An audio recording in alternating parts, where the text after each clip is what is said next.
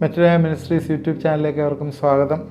നമ്മൾ കഴിഞ്ഞ എപ്പിസോഡിൽ ഡൈവേഴ്സുമായിട്ട് ബന്ധപ്പെട്ടിട്ട് നമ്മുടെ സെലക്ഷനെ കുറിച്ചാണ് പറഞ്ഞത്.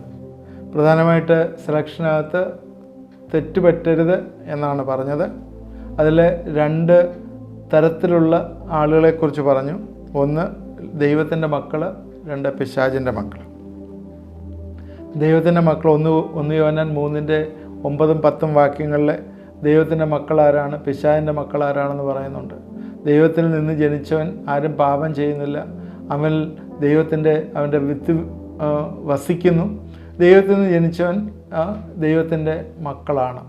എന്നാൽ പിശാചിൻ്റെ മക്കൾ പിശാചിൻ്റെ പ്രവൃത്തി ചെയ്യുന്നവനാണ് എന്നാണ് നമ്മൾ കഴിഞ്ഞ ദിവസം പറഞ്ഞു. എന്നാൽ പിശാചിൻ്റെ മക്കളിൽ രണ്ട് ടൈപ്പുണ്ട്. പിശാചിൻ്റെ മക്കളിൽ രണ്ട് ടൈപ്പുണ്ട്.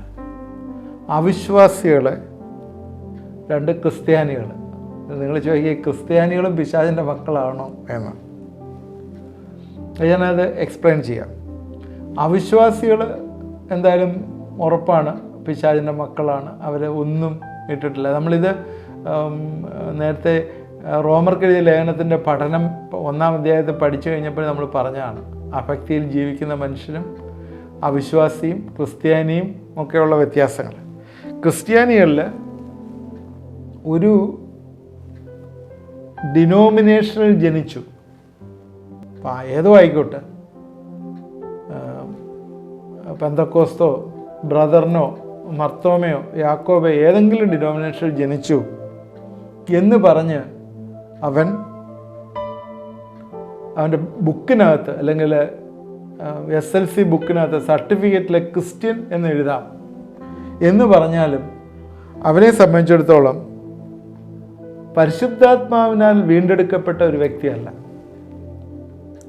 പരിശുദ്ധാത്മാവിനാൽ വീണ്ടെടുക്കപ്പെട്ട എന്ന് പറഞ്ഞാൽ പരിശുദ്ധാത്മാവ് ഹൃദയത്തിൽ പാപബോധത്തെക്കുറിച്ച് കൊടുക്കുകയും പാപിയാണെന്ന് തിരിച്ചറിഞ്ഞ് യേശുവിനെ രക്ഷകനും കർത്താവുമായി സ്വീകരിക്കുമ്പോഴാണ് അവൻ യഥാർത്ഥത്തിൽ വിശ്വാസിയായിത്തീരുന്നത്.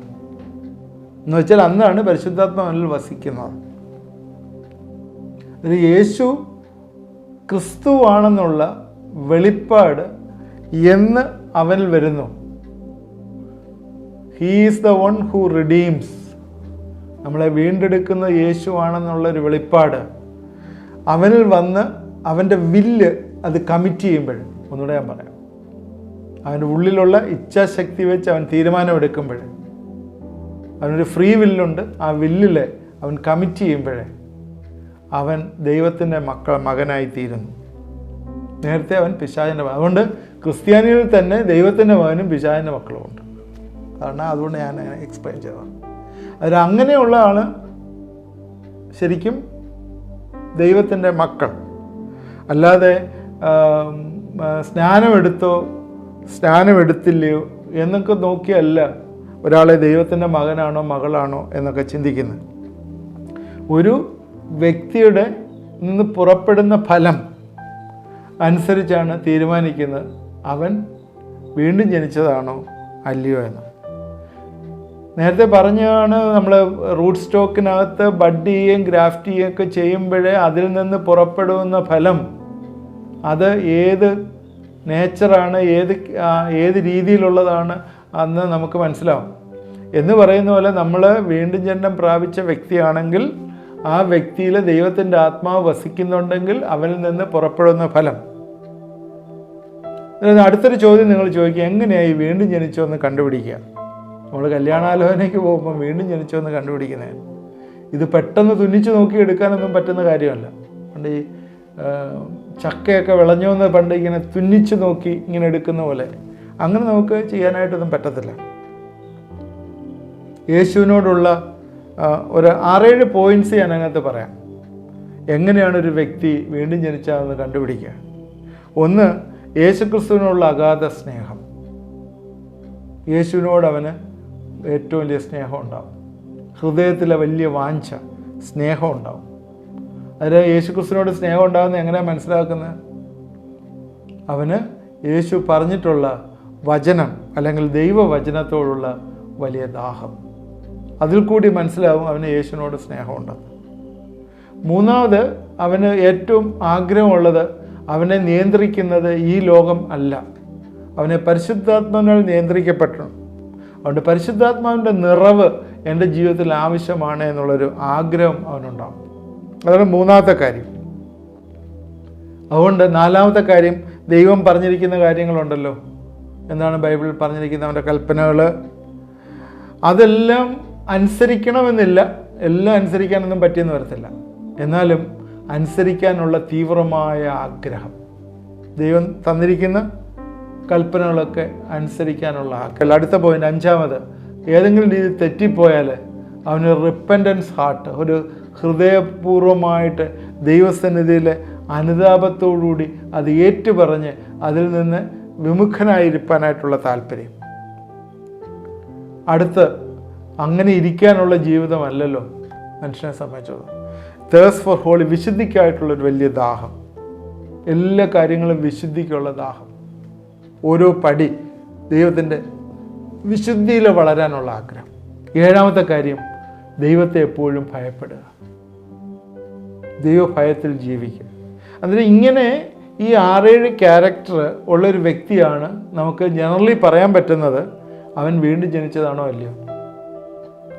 അതുകൊണ്ട് പറഞ്ഞേ, ഒരുത്തൻ സ്നാനപ്പെട്ടു എന്ന് പറഞ്ഞാൽ ഈ ക്യാരക്ടറൊന്നും ഉണ്ടാവണമെന്നൊന്നുമില്ല, എന്ത് വേണമെങ്കിലും ചെയ്യാം. കഴിഞ്ഞ ദിവസം ഞാൻ ഒരു എപ്പിസോഡിൽ പറഞ്ഞപ്പോൾ ഒരാൾ കമൻറ്റ് ചെയ്തു എന്നോട്, സ്നാനപ്പെട്ടവർ നരകത്തിൽ കാണുമെന്ന് ഞാൻ പറഞ്ഞപ്പോൾ ഒരാൾ എന്നോട് കമൻറ്റ് ചെയ്തിട്ട് അങ്ങനെയുള്ളവർ കാണത്തില്ല. അതുകൊണ്ട് നമുക്ക് പറയാനൊന്നും പറ്റത്തില്ല. ഓരോരുത്തരുടെ അന്തരംഗവും ഹൃദയവും ഏത് രീതിയിലിരിക്കും. ബൈബിളിൽ തന്നെ പറയുന്നുണ്ട്, ദൈവം അവരെ എയ്യുമെന്നാണ് പറഞ്ഞിരിക്കുന്നത്. ഓരോ മനുഷ്യൻ്റെ അന്തരംഗവും ഹൃദയവും ഏത് രീതിയിലാണ് അവരെ ദൈവം എയ്യും. അവിടെ യേശുവിനോടുള്ള അഗാധ സ്നേഹം, ദൈവജനത്തോടുള്ള വലിയ ദാഹം, പരിശുദ്ധാത്മാവിൻ്റെ നിറവിനുള്ള ആഗ്രഹം, ദൈവത്തിൻ്റെ കൽപ്പനകൾ അനുസരിക്കാനായിട്ടുള്ള വലിയ തീവ്രമായ വാഞ്ച, ഹൃദയപൂർവമായിട്ട് എപ്പോഴും ദൈവത്തോട് തൻ്റെ പാപങ്ങളെ ഏറ്റുപറഞ്ഞ് ദൈവസന്നിധിയിൽ നിരപ്പ് പ്രാപിക്കുന്ന വ്യക്തി, എപ്പോഴും വിശുദ്ധിയിലേക്കുള്ള പ്രയാണത്തിൽ കയറുന്ന ആൾ, ദൈവഭയത്തിൽ ജീവിക്കുന്ന ആൾ. ഇങ്ങനെ 6-7 കൂട്ടങ്ങൾ കാര്യങ്ങൾ നമ്മൾ നോക്കിയാൽ അവനൊരു ദൈവ പൈതലാണെന്ന് നമുക്ക് മനസ്സിലാവും. ഇതാണ് ദൈവ പൈതലാണോ തിരിച്ചറിയുന്നത്. അപ്പോൾ ദൈവ പൈതലിന് എപ്പോഴും തന്നെ ഉള്ളിലുള്ള ചിന്ത, അവൻ പ്രാർത്ഥിച്ച് ഒരു പാർട്ട്ണറെ തിരഞ്ഞെടുക്കുമ്പോഴേ ദൈവത്തിൻ്റെ പരിശുദ്ധാത്മാവ് അവൻ്റെ ഹൃദയത്തോട് കൺവിക്റ്റ് ചെയ്ത് തരും, ഇതാകുന്നു നിനക്ക് വേണ്ടിയ പുരുഷൻ അല്ലെങ്കിൽ സ്ത്രീ എന്ന് ദൈവം കാണിച്ചു തരും. അത് പലപ്പോഴും അത് ചെയ്യാതെ, ഇങ്ങനെയൊന്നും ചിന്തിക്കാതെ ഏതെങ്കിലും ഒരു പാർട്ട്ണറെ കണ്ടുപിടിച്ച് ഏതെങ്കിലും ഒരു സമയത്തിൽ എനിക്കിഷ്ടമുള്ളതുപോലെ ചെയ്തിട്ട് എത്ര തെറ്റുപറ്റി ദൈവത്തോട് നിലവിളിച്ചാലും ദൈവം കേൾക്കണമെന്നില്ല. കാരണം എന്താണ്? നീ ചെയ്ത ആക്ടിന്, നീ ചെയ്ത പ്രവൃത്തിക്ക് നീ തന്നെ ഉത്തരവാദി. അതുകൊണ്ട് നീ അത് കുറച്ചൊക്കെ അനുഭവിക്കാനായിട്ട് ദൈവം ചിലപ്പോഴേ ഇടവരുത്തും. അതുകൊണ്ട് തെറ്റായ ജീവിത പങ്കാളി നിങ്ങളുടെ ജീവിതത്തിലേക്ക് വന്നു കയറിയാൽ അത് ദൈവത്തിൻ്റെ പർപ്പസിന്, നിങ്ങളെക്കുറിച്ച് ദൈവത്തിനൊരു പർപ്പസുണ്ട്. ഓരോ മനുഷ്യനെക്കുറിച്ചും ലോകത്തിലെ വിട്ടു കഴിഞ്ഞപ്പോഴേ ദൈവത്തിനൊരു പർപ്പസുണ്ട്. ആ പർപ്പസിനെ തടസ്സപ്പെടുത്തും തെറ്റായിട്ടുള്ള പങ്കാളി. അതുകൊണ്ട് ദൈവഹിതപ്രകാരം ദൈവത്തിൻ്റെ പെർഫെക്റ്റ് വില്ലിൽ നിന്ന് നമ്മൾ മാരേജ് ചെയ്യണം. അതാണ് ഈ കഴിഞ്ഞ 2 എപ്പിസോഡിൽ നമ്മൾ പറഞ്ഞത്. കാണുന്നവരെയൊക്കെ പോയി കല്യാണം കഴിക്കാനായിട്ട് പോകരുത്. ABCDEFGHI നോക്കിയിട്ട് കല്യാണം കഴിക്കാൻ പോകരുത്. ദൈവഹിതം എന്താണെന്ന് മനസ്സിലാക്കി ചെയ്യും.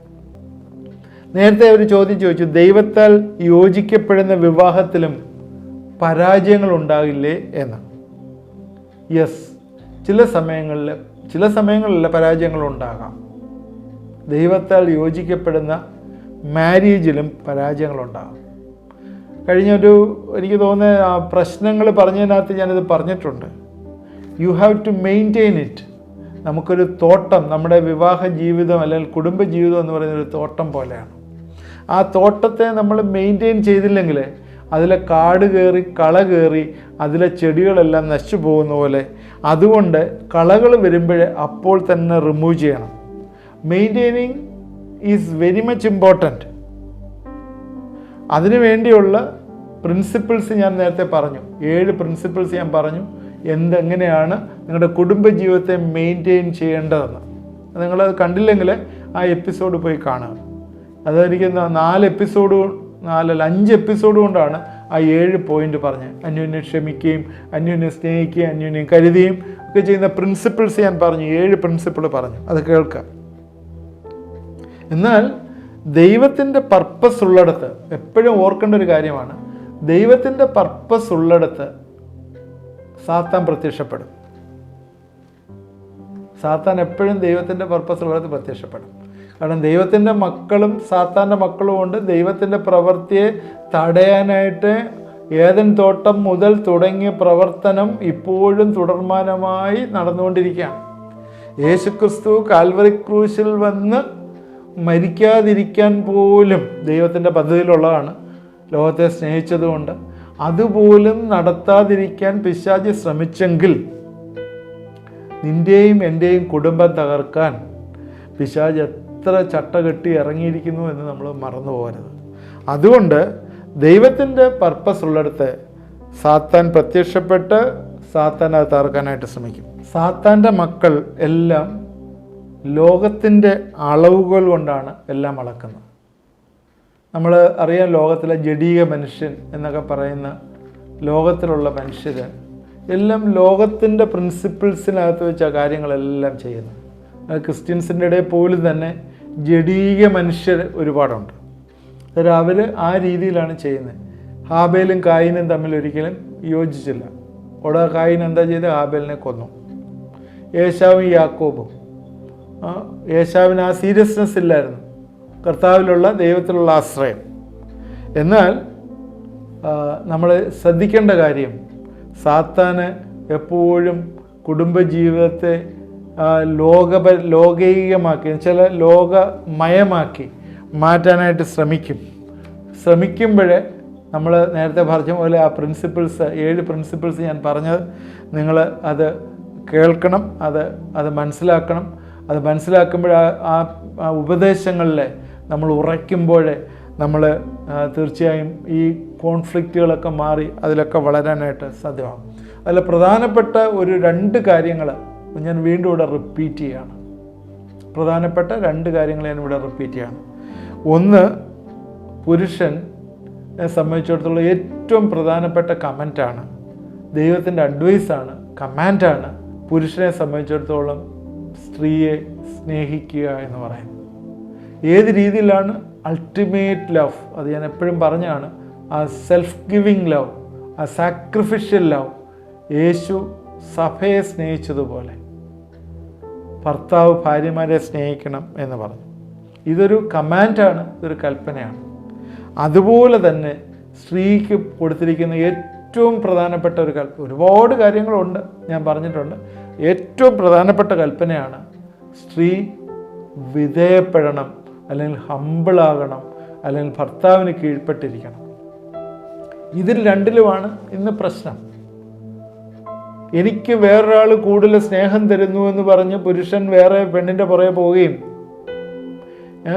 കീഴ്പ്പെടാതെ ഞാൻ വലിയവനാണ് എന്ന് പറഞ്ഞിട്ട് എനിക്ക് കീഴ്പ്പെടാൻ വയ്യെന്ന് പറയുകയും ചെയ്യുന്ന സ്ത്രീകൾ. ഇതാണ് ഇന്നത്തെ ഏറ്റവും പ്രധാനപ്പെട്ട വിഷയം. ഇന്ന് നമ്മുടെ ഈ തുടർമാനമായിട്ട് ഇത് ചിന്തിക്കണം. ഇന്ന് നമ്മൾ ടൈം തീർന്നതുകൊണ്ട് ഇത് ഞാനിവിടെ നിർത്തുകയാണ്. നമ്മൾ ഇന്ന് പറഞ്ഞ നമ്മുടെ സെലക്ഷനെ കുറിച്ചാണ്. ഹൗ വി ക്യാൻ തിങ്ക്, എങ്ങനെ നമുക്ക് മനസ്സിലാവും എന്നുള്ളതിനെക്കുറിച്ചാണ് പറഞ്ഞത്. വീണ്ടും ഞാൻ പ്രാപിച്ച അല്ലെങ്കിൽ ഒരു വ്യക്തിയാണോ ഞാൻ സെലക്ട് ചെയ്തതെന്ന് എങ്ങനെ നമുക്ക് മനസ്സിലാവും എന്നുള്ള കാര്യം മാത്രമാണ് ഞാൻ പറഞ്ഞത്. പിശാചിൻ്റെ മക്കൾ പോയി കൂട്ടുകെട്ടരുത്, ദൈവത്തിൻ്റെ മക്കളുമായിട്ട് കൂട്ടുകെട്ടണം. അതുപോലെ തന്നെ ദൈവത്തിൻ്റെ പർപ്പസ് ഉള്ള സ്ഥലത്തെ ക്രിസ്ത്യൻ ഫാമിലി ദൈവത്തിൻ്റെ പർപ്പസിൽ നിന്നുള്ളതാണ്. ആ പർപ്പസ് ഉള്ളിടത്ത് പൈശാചിക ശക്തികൾ ധാരാളമായിട്ട് വെളിപ്പെടും. അത് തകർക്കാനായിട്ട് നോക്കും. അതിനകത്ത് അതിലേക്ക് അടുത്ത പോയിന്റിലേക്ക് ഞാൻ കയറിയത് ഏറ്റവും പ്രധാനപ്പെട്ട പ്രിൻസിപ്പിളായിട്ട് പറഞ്ഞ 7 പ്രിൻസിപ്പിളിൽ 1 സ്നേഹവും 2 വിധേയത്വവും. തുടർന്ന് നമുക്ക് അതിനെക്കുറിച്ച് വീണ്ടും ചിന്തിക്കാം. ഇന്നത്തെ ചിന്തകളെ നമുക്ക് പ്രയോജനമായി എന്ന് നമ്മൾ വിചാരിക്കുന്നു. നമുക്ക് പ്രാർത്ഥിക്കാം. കർത്താവേ, ഇത് കണ്ടുകൊണ്ടിരുന്ന പ്രിയപ്പെട്ടവരെല്ലാം ഞങ്ങളെ ഏൽപ്പിച്ച് പ്രാർത്ഥിക്കുന്നു. തുടർമാനമായി ഞങ്ങളിത് പഠിക്കുമ്പോഴേ കുടുംബത്തിൽ ഒരിക്കലും കർത്താവെ ഒരു ഭിന്നതയുടെ ആത്മാവ് വരാതിരിപ്പാൻ ഞങ്ങൾ ദൈവസന്നിധിയിലേക്ക് ഞങ്ങളെ തന്നെ സമർപ്പിക്കുകയാണ്.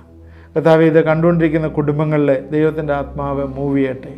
അഗാധമായ സ്നേഹത്തിലെ വിധേയപ്പെടലിലെ ജീവിപ്പാനായി കർത്താവെ നീ സഹായിക്കണമേ എന്ന് പ്രാർത്ഥിക്കുന്നു. ദൈവത്താലെ യോജിക്കപ്പെടുന്ന വിവാഹങ്ങൾ പോലും കർത്താവെ ഈ ദിവസങ്ങളിലെ പ്രയാസങ്ങൾ വന്നു ചേരുന്നല്ലോ, അത് വേണ്ട രീതിയിൽ മെയിൻറ്റെയിൻ ചെയ്തു പോകാനായിട്ട് കർത്താവെ നീ കൃപയൊരുക്കണമേ, സഹായിക്കണമേ എന്ന് പ്രാർത്ഥിക്കുന്നു. കർത്താവെ, കുടുംബജീവിതത്തിലെ പ്രശ്നങ്ങളായിരിക്കുന്ന ആരെങ്കിലും പ്രിയപ്പെട്ടവരിത് കാണുകയും എന്നോട് ചേർന്ന് പ്രാർത്ഥിക്കുകയും ചെയ്യുന്നുണ്ടെങ്കിൽ ആ പ്രശ്നങ്ങൾ എന്തായാലും യേശുവിൻ്റെ നാമത്തിൽ അത് അലിഞ്ഞ് ഇല്ലാതെയായി പോകട്ടെ എന്ന് പ്രാർത്ഥിക്കുന്നു. നിങ്ങൾ എന്നോട് ചേർന്നൊന്ന് പ്രാർത്ഥിക്കുമോ? ദൈവം വലിയൊരു വീണ്ടെടുപ്പും വിടുതലും തരും. കർത്താവെ നീ സഹായിക്കണമേ, അനുഗ്രഹിക്കണമേ. യേശു ക്രിസ്തുവിൻ്റെ നാമത്തിൽ പ്രാർത്ഥിക്കുന്നു, കേൾക്കുമാറാകണമേ. ആമേൻ. നിങ്ങളുടെ കമൻറ്റുകൾ കമൻറ്റ് ബോക്സിൽ ഇടണം. അഡീഷണലായിട്ട് എന്തെങ്കിലും നിങ്ങൾക്ക് പറയാനുണ്ടോ, എന്തെങ്കിലും സജസ്റ്റ് ചെയ്യാനുണ്ടെങ്കിൽ പറയണം. പ്രത്യേകിച്ച് ഈ 3-4 എപ്പിസോഡുകൾ നിങ്ങളുടെ റിക്വസ്റ്റ് പ്രകാരമാണ് വീണ്ടും എടുക്കുന്നത്. ശരിക്കും അത് ഞാൻ ഉദ്ദേശിച്ചിരുന്നതല്ല ഇത് പറയാനായിട്ട്. നിങ്ങൾ 3-4 പേര് അതിനകത്ത് എന്നോട് റിക്വസ്റ്റ് ചെയ്ത് പേഴ്സണലായിട്ട് വാട്സാപ്പിൽ റിക്വസ്റ്റ് ചെയ്തു ഡൈവേഴ്സിനെ കുറിച്ച് കൂടുതലായിട്ട് ആധികാരികമായിട്ട് പറയണം എന്ന് പറഞ്ഞതുകൊണ്ടാണ് അതിനെക്കുറിച്ച് പറയുന്നത്. ഇനിയും ഒരു 2-3 എപ്പിസോഡിൽ ഇത് തീർക്കാമെന്ന് വിചാരിക്കുന്നു. ദൈവം നമ്മളെല്ലാവരെയും അനുഗ്രഹിക്കും.